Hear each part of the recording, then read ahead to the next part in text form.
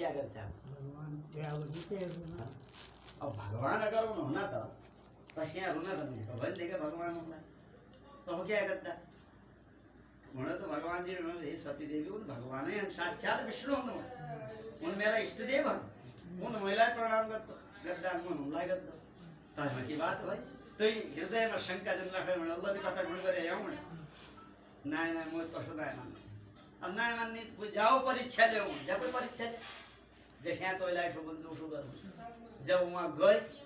जाए वाले सती देवी ने जो है पार्वती के रूप बैठे सती देवी का रूप बैठे सीता को रूप बनाया सीता को रूप बनाया फिर जय बेटा तंजन थे राम जी का और तेरे मुख खड़ा हो कलीन था लक्ष्मण पास बैठे देखो तो एकदम ही चौंकी ये माता जी तो यहाँ रे हम खाली खुद जमा सुनी तो लेकिन जब तक तो भाई नहीं होना होते जो ठो भाई वो होने लग मैं क्या म्हणूं नहीं बोले हो तब राम जी ने जो है सती देवी लाई प्रणाम करे हे दक्ष कुमारी हे सती देवी माता भोले बाबा कहाँ छे तुम एक कली कहाँ गम्मा छे भणबर जब उनारा बुआलो नाम लियो भणे पछा तब उनारा शंका पड़ी हे मेरा तो गलती भई रही साची भगवान ने रे ने कहो नती आम साधारण मानस कशा जाणनो फलाना की चेली फलाने घरवाली भणबर अब प्रणाम करे माता जी भणमो थाय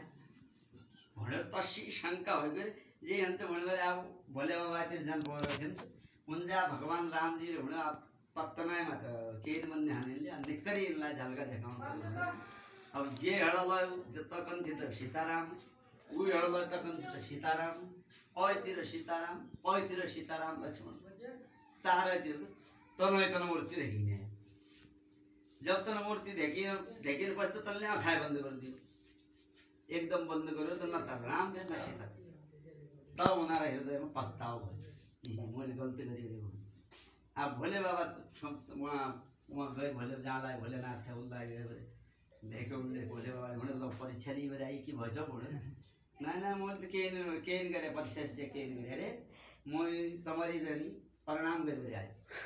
किन प्रणाम तुम्हारी नाई जिस जय प्रकार तुमले प्रणाम करथे उसे मैले प्रणाम गरेर आइयो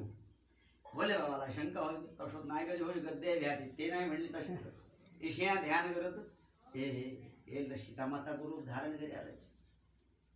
मैं तो सीताजीला माता मान्नो म्हणे अब ये तो तुझे बहुत गड़बड़ कर हाली हे सती देवी म्हण मन बैठे त्याग करते यही ओइमा दोहाई छ ओइमा अब तेरी मेरी भेट ना नहीं अब तोरे दोसरो शरीर धारण कर तो बच्चे तब शंभु सन्मुख आसन दिने म्हण उस पछा बाया नाही बसले म्हणे बावतीर बसला नु का करियला म्हणे आप तो सामने बसली म्हणे मैं जप कर लो तो ये कथा सुनली काशम तो प्रक्रिया चलो कथा सुनाने बसे उठ पछा भगवान ने शंभु समाधि हम तो राम नाम में लीन नहीं जाओ शंकर जी और सती देवी ला बड़ा दिक्कत हो कोई मुख बंधन चल जाओ तब उनले जो है आखिर में खिन्नता हो गई जब सत्य दक्ष प्रजापति यज्ञ लगाए बिन बोलाए उठी देह त्याग हो गई तो जैसे सती देवी को मरण भयो उसी प्रकार ले जो व्यक्ति कथा में मन लाए कथा लाए ना सुन्नु उसी प्रकार उलाए समस्या आ सके है तब मन लाए कथा सुन्नु बोल सच्चिदानंद भगवान को जय यम प्रव्रजन्तमनुपेतमपेतकृत्यं द्वैपायनो विरह कातर्यानुभाव पुत्रेति तन्मयतया तरवो विनिन्दो तं सर्वभूतहृदयं मुनिमाततोऽस्मि नैमिषेषु तमासीनमवेद्यामहामतिं कथामृतरसास्वाद कुशल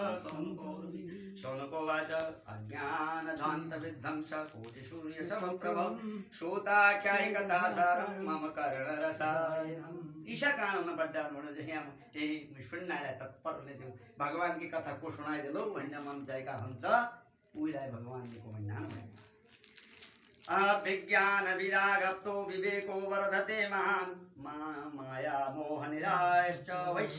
वैष्णवै क्रियते कथं यः घोरे कलो प्रायु निवश्चासुतांगत क्लेशाक्रान्तश्च तस्यैव साधने किं परायणम् क्रोध क्लेश इत्यादि जो शांत करण छ वो तस कुराले बोलाए बता सुन्नाले काम तयार छौं श्रेयसां यद् भवेच्छेय पावनानां च पावनं कृष्ण प्राप्तिकरं स्वस्वत् साधनं तद्दात् अधुना चिन्तामणि लोकसुखं सुरद्रोष स्वर्ग संप्रदम प्रयच्छति गुरु प्रीतो वैकुंठम योगी दुर्लभम। अब ये प्रथा तो वैकुंठ वाले ना मिलती बनो जहाँ साक्षात नारायण भैर नाम उन्नाले को सुनने मानस नहीं वैकुंठम योगी दुर्लभम प्रीति शौनक शौनक चित्ते ते यतो उच्च विचाय च सर्व सिद्धांत निष्पन्नम संसार भयनाशनम। जो संसार को जो भय नाश करन छ वो यो कथा हो ये कथा सुनावर सारा भय नष्ट हो जाए। भय क्या को के भन्छ ईश सत्य जगत मिथ्या भगवान सत्य अविनाशी जगत मिथ्या